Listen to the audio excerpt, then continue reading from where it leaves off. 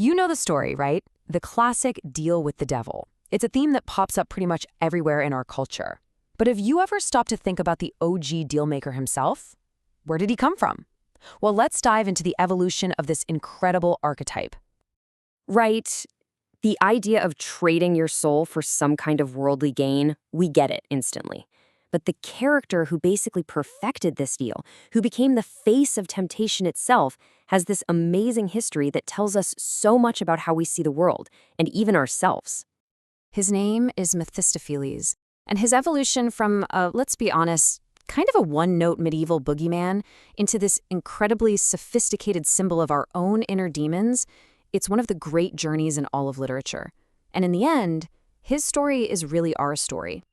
So to really understand who he became, we have to go back to the very beginning. We need to see who he was first.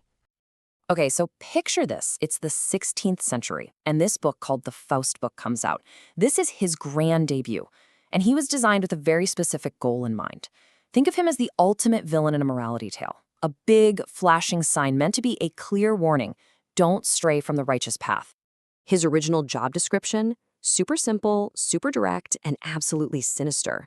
First, he was a tempter, dangling all these worldly goods. Second, he was a pursuer, relentlessly hunting for Faust's soul. And third, he was the architect of the whole deal, the one who drafted that diabolical contract. In this first version, there were no shades of gray, not at all. He was a purely external force of evil. His one and only motivation was to drag Faust to hell. He wasn't some reflection of Faust's inner demons. He was the literal storm raging outside, a very clear-cut symbol of spiritual danger.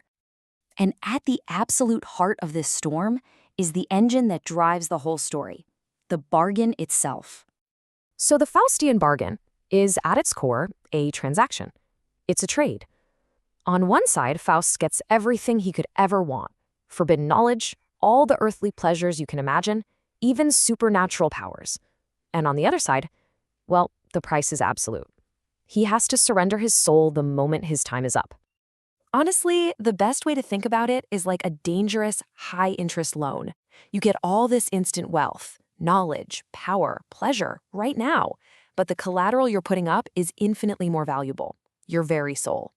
And that makes Mephistopheles the ultimate cynical banker of the human spirit. So for centuries, this was the story.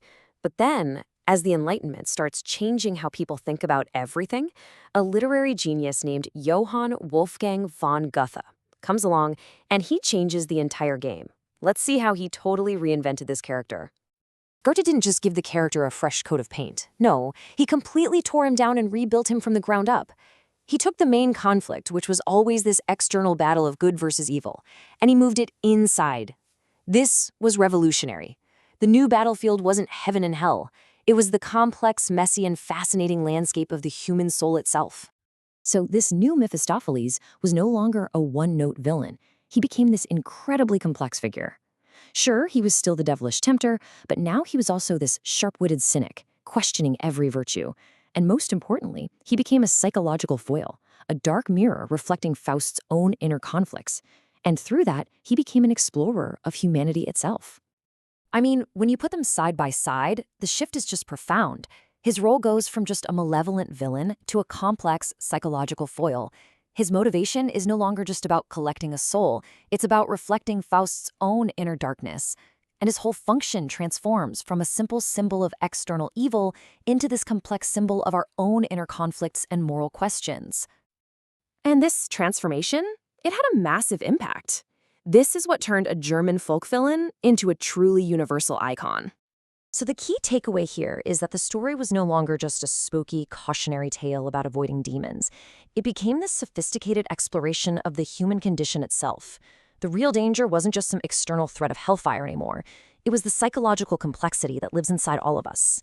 This reflects a huge cultural shift towards understanding that evil isn't just something that attacks us from the outside, but a potential that exists within. By making Mephistopheles a reflection of our own darker nature, Goethe made the story completely timeless and universal. He created what you could call a universal grammar of temptation.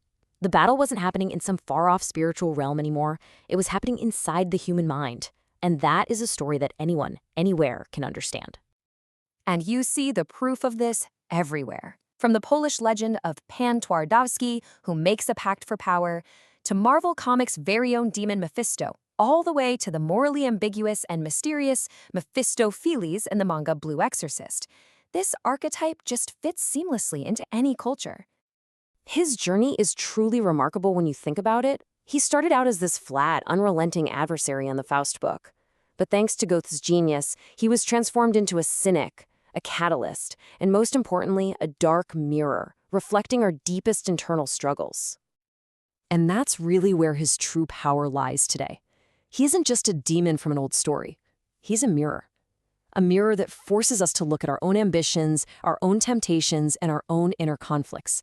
He reminds us that the most profound devil is often the one we find looking back at us.